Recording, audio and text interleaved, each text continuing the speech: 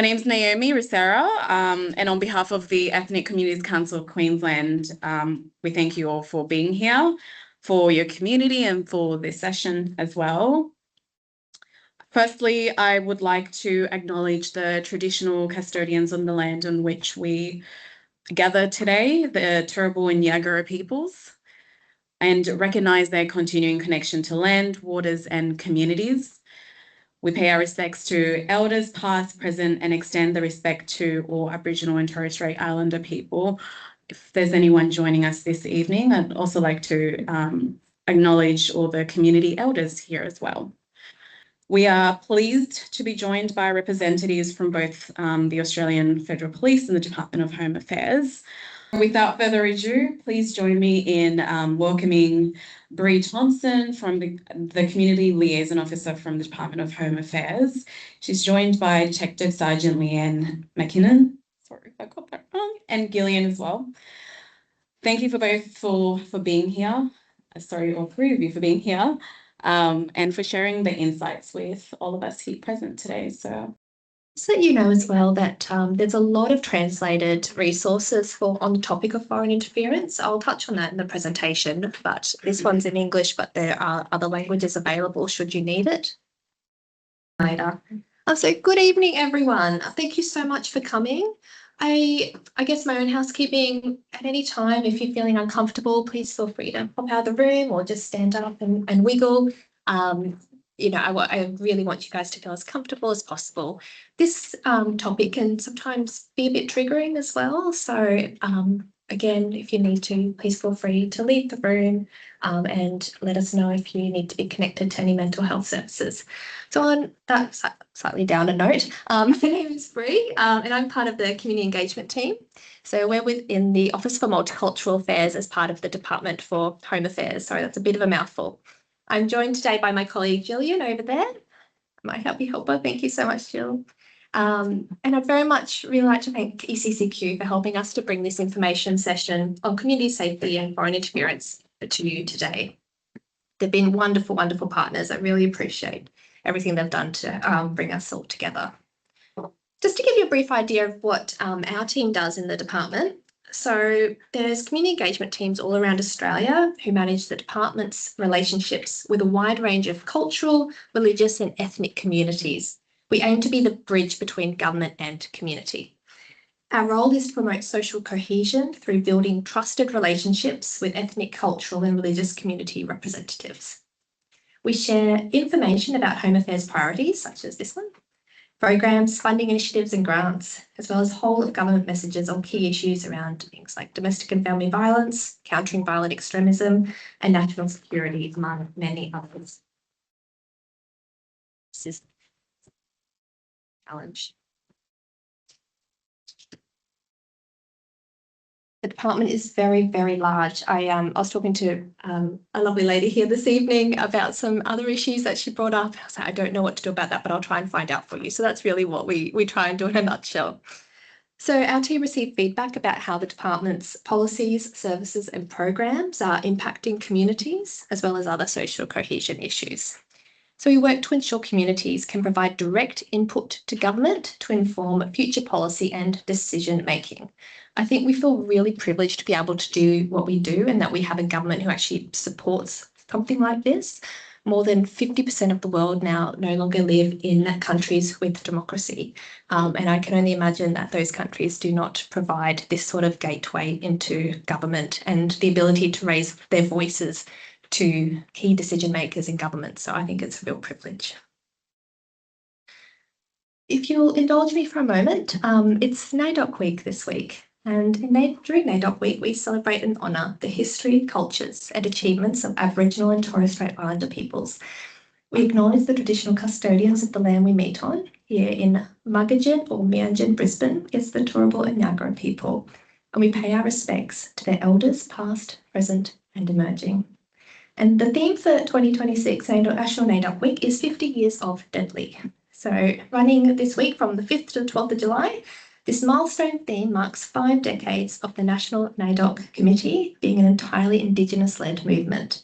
It pays tribute to the generations of activists, elders, artists and communities who have sustained the movement, told their own stories, and led change across Australia.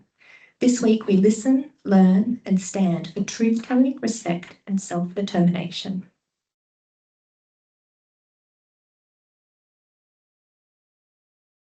So just for your awareness, the information provided in this presentation is general information only and should not be considered legal or migration advice.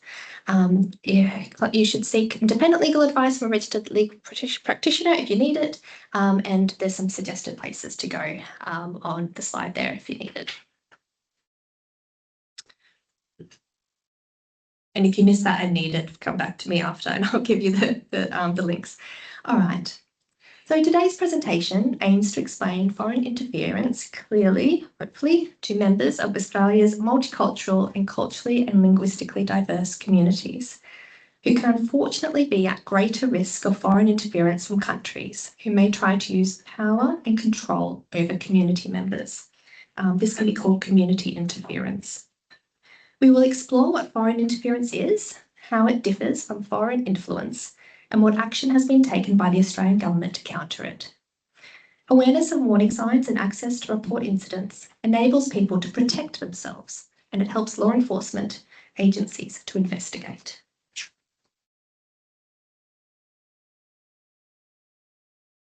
Sorry, I'm still so old school and I like my paper notes. So on that note, we will be joined by Leanne from the Australian Federal Police later, and who will explain how to safely report any foreign interference concerns. And then we'll conclude the presentation with some time to answer questions. So if you can, try and hold them to the end, but if you've got something really, really pressing, you're welcome to raise your hand. So what is foreign interference? Sometimes we use the acronym FI because in the government we use acronyms for everything. On that note again, if I say an acronym, if you don't know what it is, please pop your hand up so we can explain it to everyone. So foreign interference involves a foreign power who undertakes activities that are deceptive, coercive, corrupting or clandestine, and contrary to Australia's sovereignty, values and national interests. It is Australia's principal security concern.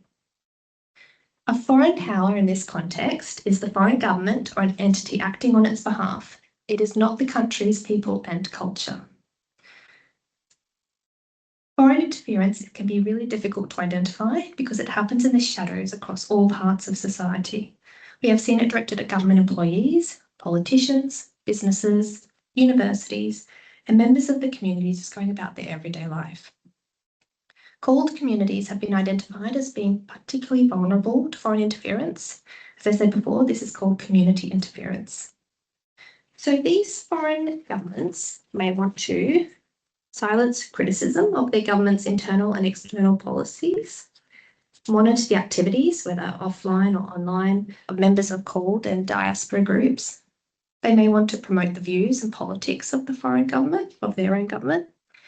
They may try to obtain information for the benefit of their government, and they might try and influence the views and opinions of the broader population. So in other words, they are trying to control or silence people who are no longer living in their country. Some members of our called communities are victims of foreign interference. Other community members may in fact be perpetrators.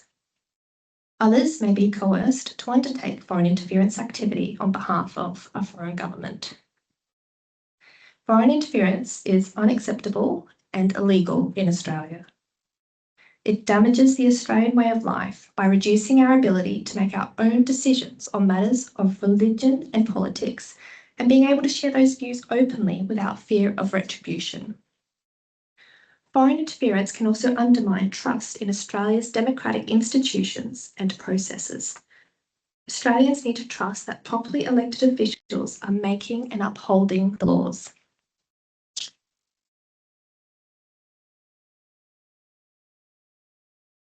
Australia's multicultural, cohesive and open society, which we love so much, and our strong international partnerships are key strengths in countering foreign interference. So let me give you some examples of what foreign interference can look like. Unfortunately, there are so many, I've just picked 3. All right, so for our first example, we've got some governments may threaten or harass people who express different views. So in Australia, people have the right to express their views about foreign governments or their interests, or even our own government. People do it all the time. But some foreign governments threaten or harass those who speak out. So after her speech, a lawyer was followed and photographed. Her father's car was damaged on the orders of a foreign government. She received threats warning her to stay silent. Her relatives overseas were interrogated about their Australian family. They'll often then contact the person in Australia as well to ask them to please be silent because of the danger to themselves. Still, she continued speaking out. Then her brother overseas was imprisoned by the foreign government. But no one should face threats for speaking their mind. Protecting freedom of expression protects us all. So for our second example, we're looking at how some foreign governments may try to limit freedom of expression. So posters were placed on an Australian university campus by an artist critical of a foreign government. Happens all the time. Student groups who act for the interests of the foreign government were directed by the relevant embassy to ask for the posters to be removed because they disagreed with the content. However, the university did not remove the posters as this would have violated the artist's freedom of expression.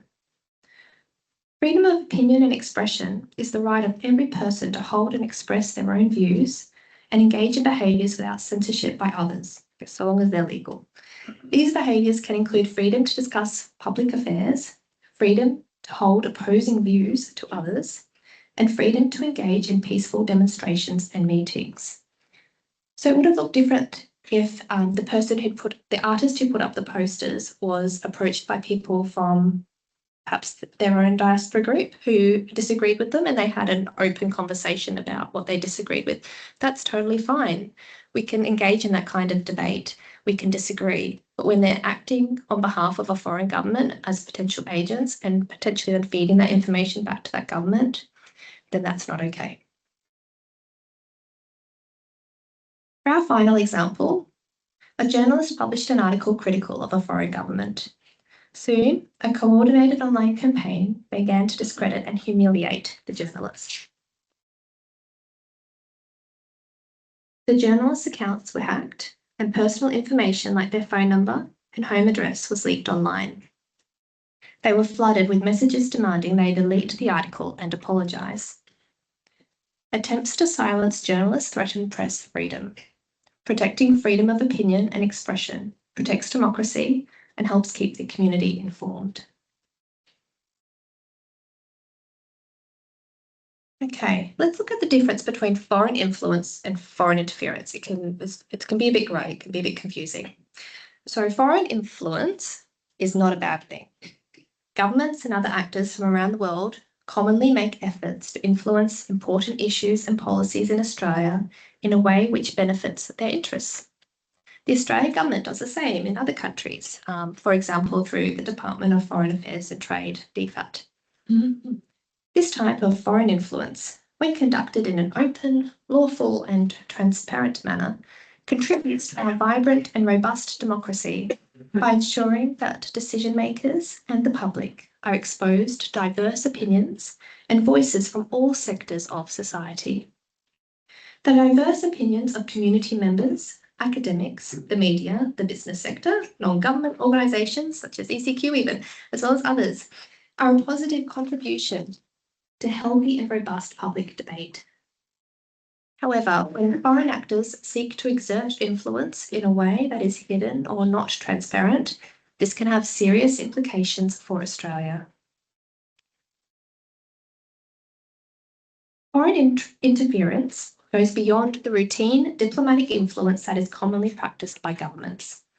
Foreign interference includes covert, deceptive and coercive activities intended to affect an Australian political or governmental process that would be directed, subsidised or undertaken by or on behalf of foreign actors in order to advance their interests or objectives. Foreign interference poses a significant risk to Australia's open system of government and its national sovereignty. Foreign interference activities directed against Australia could limit or shape government independent judgments and can corrupt the integrity of established systems. Foreign interference into Australia's political system could erode public confidence in its political and government institutions and could also interfere with private sector decision-making. This can be to the detriment of national security and economic prosperity. For these reasons, foreign interference is a serious criminal offence under the Commonwealth's Criminal Code, punishable by up to 20 years imprisonment.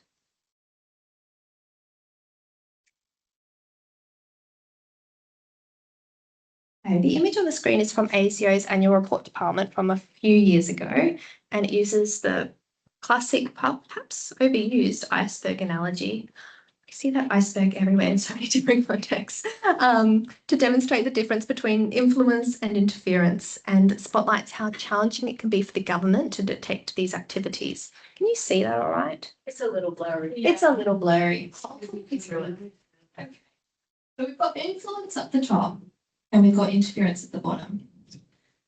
So over here, we've got an individual asks community groups to support a political party and mobilise community members to vote accordingly. So that's the influence. Interference would be the individual has concealed links or is being directed by a foreign government.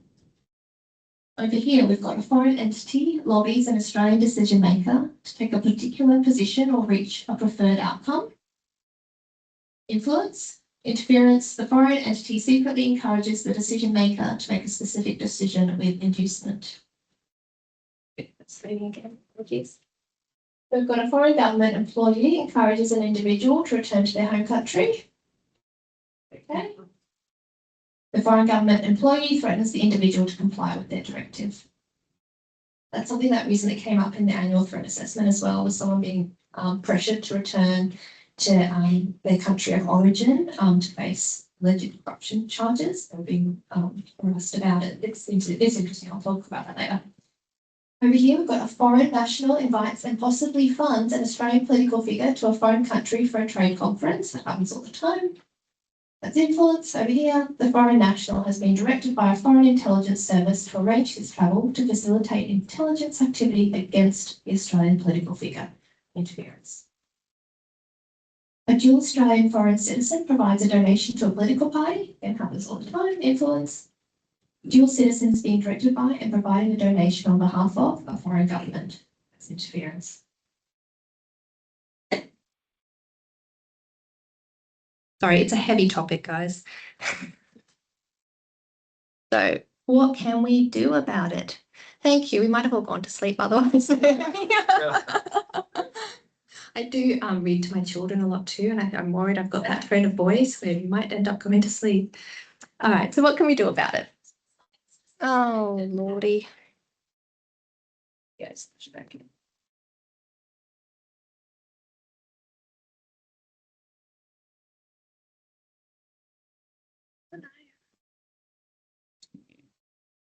We love technology.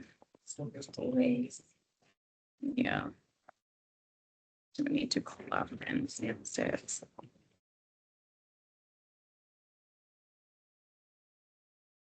Thanks. Thank you. Thank you. Thanks. All right, so what can we do about it? Our best defence against community interference is to build strong and resilient communities, which is why you're all here today. Thank you so much. With the capability to recognise and report foreign interference when it occurs. I recently met some students actually who had other students come into them, and it turns out they were raising foreign interference issues, but they didn't actually know what it was. They couldn't identify it. They just were like, oh, that doesn't sound right. And the students were like, well, we don't know what to do or what it is, so we're just isolating ourselves, and we don't want that to happen. So again, being able to understand and recognise it is half the battle. Allegations of foreign interference are routinely raised by many communities. However, the allegations may be reflective of political or historical divisions within a community and can be conflated with foreign interference, but it isn't. Called communities are a crucial part of the solution to countering foreign interference. Strengthening our social cohesion and building on Australia's diverse communities are key to building resilience against foreign interference. The Australian government understands the pressure on called communities, though, to balance their Australian values with other cultural values, which can sometimes be conflicting. By understanding the challenges core communities face, the Australian Government can develop effective solutions to deal with foreign interference whilst maintaining its multicultural identity.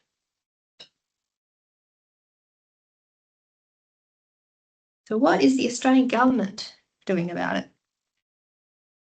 The Australian Government takes foreign interference very seriously, and some of its most senior officials have publicly raised the threat of foreign interference. Mike Burgess, I don't know if I'm pronouncing that right, the Director General of Security for ASIO, that's the Australian Secret Intelligence Organisation, recently delivered the annual threat assessment for 2026 on the 24th of June.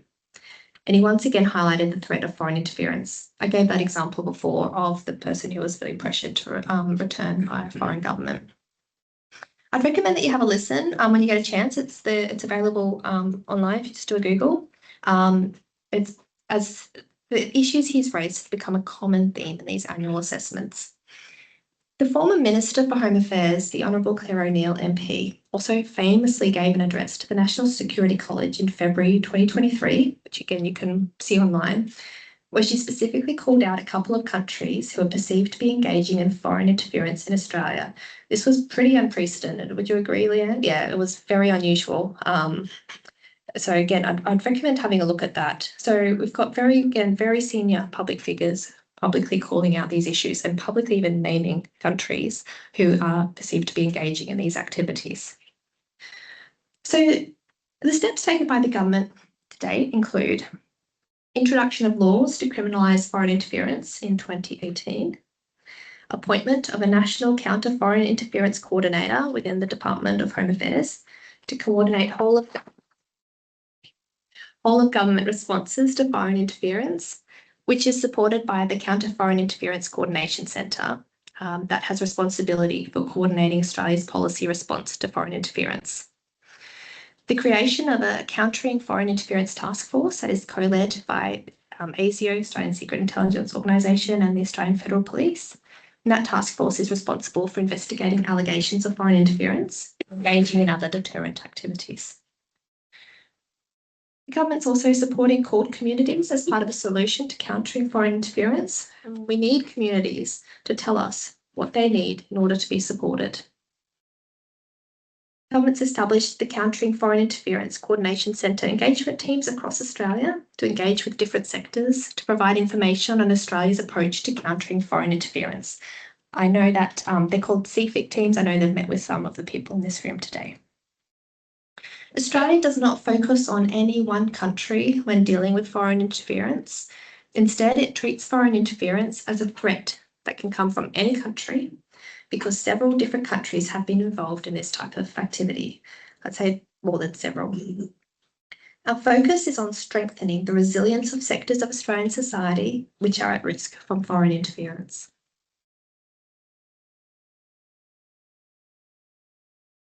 So the Australian Government's recently launched the Foreign Interference Community Support Hub, which you can sort of Google it, but if you scan that QR code, you'll be taken to that website. Communities across Australia who are concerned about foreign interference now have access to dedicated support and information on this site. And it's something really useful that you can then share with other community members. If you're in WhatsApp groups or anything like that, you can just share this link, have a read. So the Support Hub will help communities better understand and identify foreign interference, learn how to mitigate and report it, and find information about support available. Co-designed with communities, including I know someone from the Queensland community, which is really cool, the hub is tailored to the needs of everyday Australian community members seeking support, and there's resources available in 23 languages. If you notice that there is a language there that is missing that you think is really needed, please let us know. Resources on the Support Hub include information on what foreign interference is and is not, a series of animated videos explaining foreign interference. They're not great, but they do the trick. Links to cybersecurity and online safety advice, links to support services, including mental health and legal aid providers, and tips to identify disinformation, as well as guidance for members of the Australian community travelling overseas. I understand the QR code's not working. Oh, isn't it? Oh, apologies. Try 20 years. Yeah. Right. It must just be not working.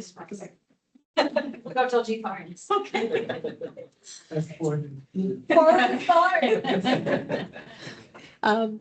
I can't help with troubleshooting website issues, but yes, if anyone needs the website after, come on, let me know. All right, so I'll now hand you over to Leanne from the Australian Federal Police, who will talk you through how to report foreign interference activities. Thanks so much, Leanne. Thank you. Yes, so my name's Leanne. I'm from the AFP Community Liaison Team. So similar roles to these guys, about that bit of conduit between community and the AFP, to be able to talk on some of these topics. Just recognising that with the reporting of community interference, we know that it's probably a really huge step for people making a decision to report. So we do want to make sure that we're giving you the information to be able to report enough information and what is important information to report. We've just handed out also the community interference fact sheet, and on the back of that, it actually has some types of things aligned with this slide here of the type of thing you might include in your report. So, for example, if you're targeted in person, verbally or online, these are some of the things you might consider. Being as descriptive as possible about a person. So, for example, if someone comes up to you at a bus stop and makes a threat, take a moment, say they've come up, they've said something that might be falling in the realms of community interference, or it could be any other type of thing like hate crimes, whatever that situation is that might need reporting. Think about, what is the description of the individual? What specific descriptive, hair color, height, weight, anything that stands out, and take note of the date and time and place. So often we do get some reporting and some key things are missing about date, time, place as well. So it's really key to sort of when you have a moment to actually collect your thoughts and think about these things, okay? Because then it is the possibility then that we can go back and look at CCTV and try and support the information that's being reported. It's likewise when it's occurring online, or if you're receiving a message, the similar things that we're saying as well. Take the screenshot. If it's on a platform, what was the platform? What was the date and time it was posted? Who was the poster? Those details. Is there a URL you can include in your reporting? Those kind of things.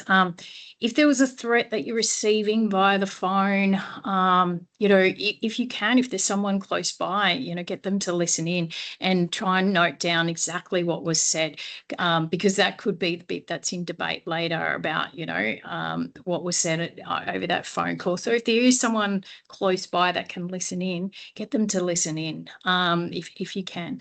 Can someone lawfully record it? In Queensland, if you're a party to the conversation. In other states, it's not so. So be careful, do your research, because the law differs across Australia in these circumstances. So you need to be careful. In Queensland, it's about being a party to the conversation. There's other, so preserving the evidence as well. Don't delete the message, just keep it there, because there might be other information we might be able to get off the phone in relation to that. Print, screenshot, copy the information down. So I'll go into how to report to police, but the back of this has some key information that can be quite helpful. The other part of things is also protecting yourself. So part of that is if you're protecting yourself from the online threats, it is a bit of basic, I guess, cyber security advice in relation to that. Be mindful of receiving, messages, unsolicited messages from people you don't know, clicking on those links or attachments, because that could be giving access to your computer to somebody that you don't, whether it's a scammer or something to do with interference. Still, it's a good practice to have in your everyday life regardless. Be mindful of unsolicited emails and texts with those links that are urging you to click on them. Okay, in relation to, and I guess that's as well with social media and unknown and unsolicited contact from people. A lot of people do get tricked into, accepting people as friends. Sometimes they purport themselves as a friend you already have. So just take that extra time to just stop and think, hang on, I'm already friends with this person, and there's another request, call them from the number you already have, because when you accept somebody into your profile that's not supposed to be there, they then have access to you or what you're posting and what your friends are and so on. So the advice that is around this is that basic cyber advice you'd give anybody, but it can have relevance in these situations. Security settings, making sure your iOS is up to date, privacy settings on your social media, two-factor authentication, those kind of things. One thing that is actually, I looked earlier today on your site, they have links through to, so the Australian Cyber Security Centre, they have some steps that they go through on a number of handouts. They've got like a very, very basic one that shows people, how to secure their phone, do the multi-factor authentication, have strong passwords, those kind of things. And it goes right up to a bit more sophisticated levels. So then if someone's just trying to start and they're not real techie, they can start with the simple ones. And then it goes up to more robust ones. So there's a third one. So it's to get people a bit more aware, but it protects people from that online threat when it comes to this type of thing as well. So I'd encourage you, I know it's on your CFI page, there's a link through to this stuff, so it shouldn't be hard to find if you're on there. Otherwise, these ones are pretty easy to find through that cyber.gov as well. So that's good to know. Reporting, where are you going to report? Now, National Security Hotline is the place where we do need people to report this information to. Now, it can be anonymous, and we know that a lot of people do prefer that. The difference between anonymous and attributing, say, your contact details to it is our ability to follow up. Okay, so there might be particular questions that we might have after it that we might be able to unravel some parts of it. But if it's the difference between reporting and not reporting, we would much prefer that you report it even if it was anonymous. If you're concerned about, should I even do this anonymous? I guess you could think about who else might know about this. So say if there's a whole lot of other people that know about it, but no one's reporting it, that might give you an idea of your anonymity in reporting it. So, so if it's something that it's generally known to community, but no one's reporting it to authorities, you may well be able to report it anonymously because you know that there's multiple people that actually know what you're reporting about, so it might not go directly back to you. You might not be the only person that knows about this particular thing. So if you're thinking about that anonymity type, if you do say to the National Security Hotline you want to be anonymous, they will make that note on there, okay? So they won't attribute that. So there are, I don't know if you want to comment on that hotline form, the new form that's come through the NSH. But there's a new form. So through that nationalsecurity.gov, you'll get that. But if I could just say all the numbers and the website has changed. So if you've got previous reporting links, disregard them. These are the new ones. I haven't provided the full website address there. It was long. But if you just look up for National Security Hotline web form, you'll be directed to them. Yeah. So there are multiple ways to report. So those are up there. Now, I guess what we want to do is also we want to highlight this part of the reporting. If at any point in time you feel like that you're an immediate threat or fear for your safety, you still should be reporting to QPS in relation to that aspect. So if you're reporting the actual community or interference allegations to the National Security Hotline, yes, that's great.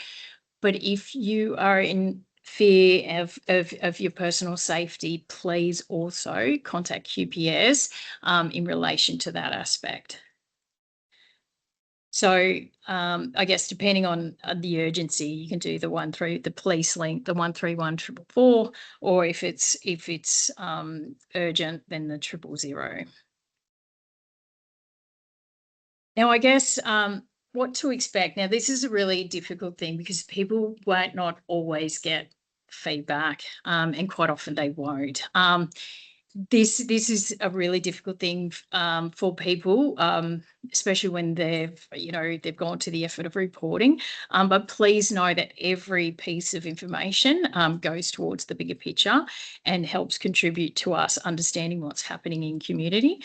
If there's an investigation going on, you're not going to know about it until it's got to that point that there's a resolution and it's right at the end when it basically hits the media. So that is a really difficult thing for people to understand, that they won't get feedback about that if there is an investigation going on. But that information, even if it doesn't hit a threshold to start an investigation, there might be intelligence-led activity that's associated with that, or there might be other things or other agencies that do receive that information. So please know that it is we treat it very seriously, but that is unfortunately often the feedback we get from community is frustration about that part of it. So that's probably the options there. Now, one of the key things is when we're talking about foreign interference is getting that link and for authorities proving that link to the foreign government. If that link and we haven't been able to prove that at that point in time, or there still may be state offences or other offences that are associated with the activity, whether it be harassment or use of carriage service. That's another Commonwealth offence and I think there's state-based offences. So, use of a carriage service to harass, menace, those kind of things. So for it to actually hit the threshold of foreign interference, we do have to prove that, that involvement in the foreign government, either directing, supporting, financing it, or directing somebody to do that on their behalf, do the activity on their behalf. So, but it doesn't mean it might not meet a threshold of a state offence or some other Commonwealth offence. So that's another thing to consider, that it may not hit the threshold for foreign interference if we are unable to prove that link, but there are other offences that it may hit. I have included also this. This is actually quite a useful document. The reason I've handed this one out is especially there's a bit of frustration as well when people do report. There is a separate process to getting things removed from online, and so the eSafety is the way to do that. It's so if there's content that's been posted online, and you are reporting, it's whether it be concerns about foreign interference or not, it's still good information to be aware of, because often when you report matters, whether it be hate crimes, foreign interference, harassment, getting that content taken off online is a bit of a separate process. So this eSafety adult cyberbullying, it actually goes through, okay, what do I need to do, the evidence I need to collect, or what do I need to do first? Because the eSafety won't take it off until you've reported something to a platform first. If you're unsuccessful there, then you can go to the eSafety and you can take steps to get those comments down. So that's the other part of it as well. So it goes through those steps there, which can be helpful for people. So and it also says in the community interference fact sheet. So people do get quite distressed about content online. So ensuring you've actually collected that evidence in case it does get taken down. We still want to make sure you've got your screenshots, you're taking note of the URL and so on. But if you are wishing to get that content removed, this can be quite helpful. So I guess, there we go. I'm just going to ad lib because I did not prepare anything.